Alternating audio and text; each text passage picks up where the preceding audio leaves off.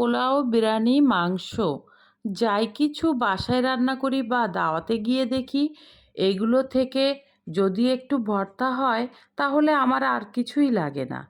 তো বন্ধুরা, কেমন আছেন? Welcome back to this channel, Lima's journey.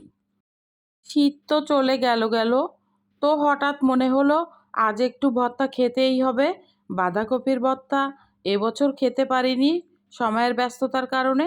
তো আজ মনে হলো যে আজ ভর্তাটা করেই ফেলবো। তো একটা বড় সাইজের বাঁধাকপি নিয়েছি, তার সাথে নিয়েছি 3 টুকরো রুই মাছ। আর হ্যাঁ, রুই মাছটা কিন্তু আমার বাবার বাড়ির পাঠানো।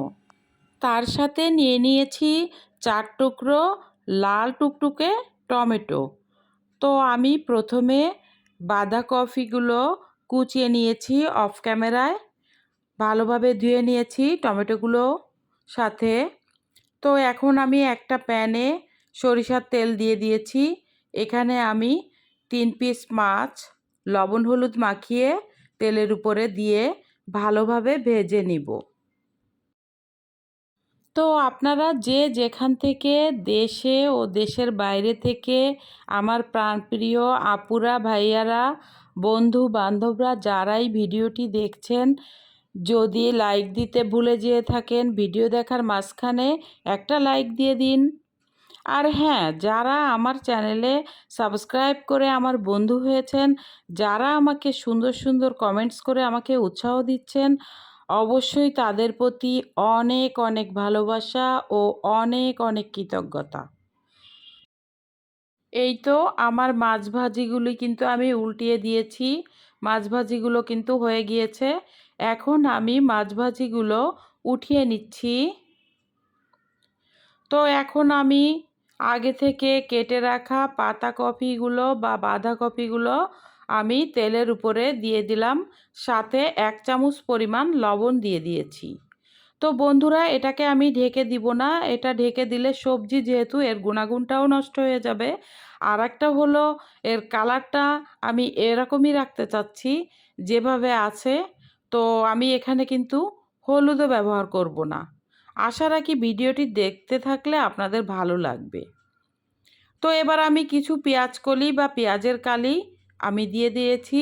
এটা দিয়েও একটু ডিফারেন্ট স্বাদ আনবো বিধায় আমি কিন্তু পেঁয়াজের কলিগুলোও দিয়ে দিলাম। তো শেষ পর্যন্ত দেখলেই বুঝতে পারবেন কতটা ইয়ামি ও কতটা মজাদার ও কতটা লোভনীয় হবে এভাবে ভর্তা বানালে। আর হ্যাঁ, যে সকল বন্ধুরা সবসময় আমার ভিডিওগুলি ফলো করছেন, আমার লিমাস জার্নি পরিবারের সাথে দূর থেকে ভালোবাসা দিয়ে যাচ্ছেন, তো আপনারা যারা এখনও পর্যন্ত চ্যানেলটি সাবস্ক্রাইব করেননি, তারা অবশ্যই ভিডিওর যদি কোনো অংশ ভালো লেগে থাকে অবশ্যই চ্যানেলটি সাবস্ক্রাইব করে দিন। আর লিমাস জার্নির পরিবারের পক্ষ থেকে আপনাদের জন্য অনেক অনেক ভালোবাসা ও অনেক অনেক কৃতজ্ঞতা ও অনেক অনেক দোয়া রইল। তো এই তো দেখতেই পাচ্ছেন আমার বাঁধাকপিগুলো কিন্তু কিছুটা ভাজা হয়ে গিয়েছে। এখন আমি একপাশ করে রাখলাম অল্প আঁচে, মিডিয়াম লো আঁচে। আর এখানে আমি আরেকটু সরিষার তেল দিয়ে 4টা টমেটো আমি এখন তেলের উপরে কিছু সময় ভেজে নিব। বাঁধাকপিটা কিন্তু হয়ে গিয়েছে, বেশ খানিক সিদ্ধ হয়ে গিয়েছে, তেলের উপরেই আমি কিন্তু ভেজে নিয়েছি। এখানে আমি কিন্তু কোনো পানি ব্যবহার করিনি। আর হ্যাঁ, এখানে আমি কিন্তু কোনো হলুদও ব্যবহার করিনি। তো বন্ধুরা, এখন আমি একটা পাত্রে এগুলোকে উঠিয়ে নিচ্ছি। এগুলোকে উঠিয়ে নিয়ে তারপরে আমি টমেটোটা আরও কিছু সময় ভেজে নিব। যারা আপনারা এভাবে বাঁধাকপি ভর্তা এখনও বানাননি, অবশ্যই বাসায় একবার হলেও ট্রাই করে দেখবেন। আর হ্যাঁ, সাথে কিন্তু মাছ দিলে খুবই সুস্বাদু হয় এবং অনেক মজা হয়। তাই আমি কিন্তু রুই মাছ নিয়ে নিয়েছি। আমার বাসায় রুই মাছ ছিল।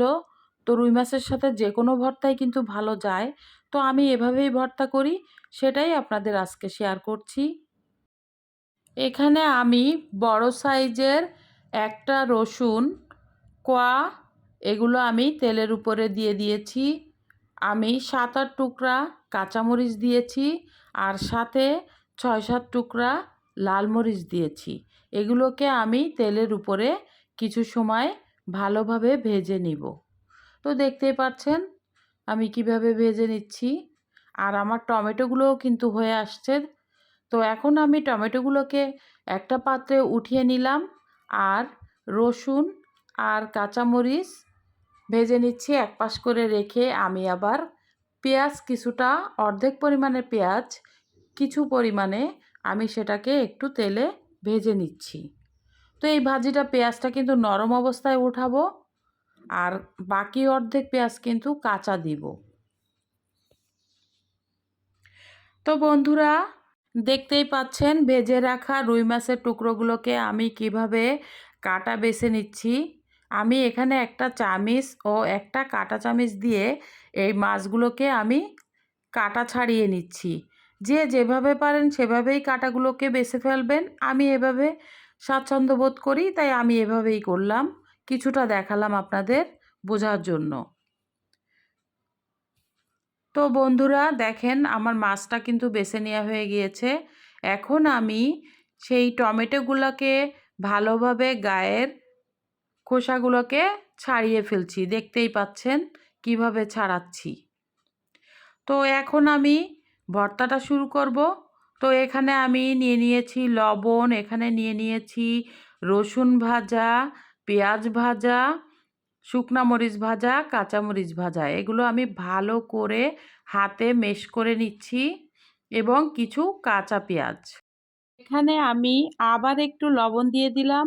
আর একটা স্পেশাল মশলা দিয়েছি, গোলমরিচের গুঁড়া দিয়েছি 1 চা চামচ, ভাজা জিরা গুঁড়ি 1 চা চামচ দিয়ে দিয়েছি।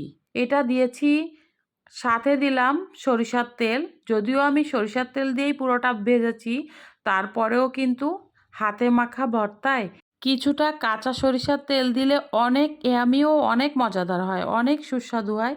এটা আমরা সবাই জানি কম বেশি।